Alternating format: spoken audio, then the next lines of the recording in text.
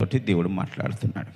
ద్వితీయోపదేశ కాండము 18వ అధ్యాయం 18వ వచనంలో, వారి సహోదరుల నుండి నీ వంటి ప్రవక్తను వారి కొరకు పుట్టించేదను, అతని నోట నా మాట నుంచెదను, నేను అతనికి ఆజ్ఞాపించినది యావత్తును అతడు వారితో చెప్పును, అతడు నా నామమున చెప్పు నా మాటలను వినని వానిని దాన్ని గూర్చి విచారణ చేసేదను అన్నాడు. ఇక్కడ చెప్పడం మాట ఏంటంటే, ఆ ప్రజలందరికీ చెప్పమన్నాడు. ఏమని? మోషే నీ వంటి ప్రవక్తను వారి సహోదరుల నుండి నేను పుట్టిస్తాను. ఎటువంటి ప్రవక్త? మోషే ఎలాంటి ప్రవక్తను ఎవరు సహోదరుల నుండి? ఎంతమంది తిరగబడుతున్నారు? 12 గోత్రకర్తలు, 12 గోత్రాల వారు తిరగబడుతున్నారు కదా. ఆ 12 మంది గోత్రాల వారిలో నుండి ఒక సహోదరులో నుండి నేను ఒక ప్రవక్తను పుట్టిస్తాను. ఆ ప్రవక్త నీలాగా ఉంటాడు. నీ వంటి ప్రవక్త, నీలో జీవించే ప్రవక్త, నీలా మాట్లాడే ప్రవక్త నేను పుట్టిస్తాను. ఆ ప్రవక్త నోట నా మాటలు ఉంచుతాను. ఏవైతే మాటలు ఉంచినా అవన్నీ కూడా అందరికీ బోధిస్తాడు.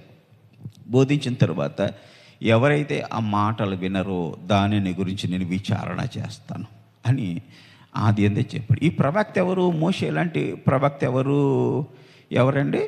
యేసు ప్రభువారు. ఆనాడు చేసిన వాగ్దాన ప్రకారము దేవదూతలను పంపించి మరియమ్మకు ఒక వాగ్దానం చేశాడు. ఏంటంటే, నీ గర్భవాసనకు కుమారుడు పుట్టబోతున్నాడు, నువ్వు పరిశుద్ధాత్మ వలన గర్భం ధరించబోతున్నావు అని దేవదూత దర్శనము నెరవేర్చే నిమిత్తం యేసు ప్రభువారు పుట్టిన తర్వాత ఇదిగో దానికి ఇదే ఆనవాలు.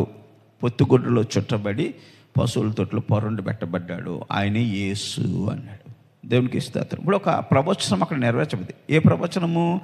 మోషే గారితో చేసిన ఆ ప్రవచనం ఏదైతే ఉందో, మరియమ్మ దగ్గరికి దేవదూత వచ్చి చెప్పి గర్భమ్మ ధరించిన తర్వాత తిరిగి మళ్ళీ బెత్లెహేమ్ అనే గ్రామంలో యేసు ప్రభువారు పుట్టినప్పుడు అక్కడ రాత్రి సమయంలో గొర్రెలు మేపేటండి గొర్రెల కాపరులతో దేవదూత ఈ మాట చెప్తోంది. పొత్తిగుడ్డలో చుట్టి ఒక కుమారుడు తొట్టిలో పొరండు పెట్టబడ్డాడు, ఆయనే యేసు ప్రభువారు రక్షకుడు అని ప్రకటన చేశారు. దేవునికి స్తోత్రం.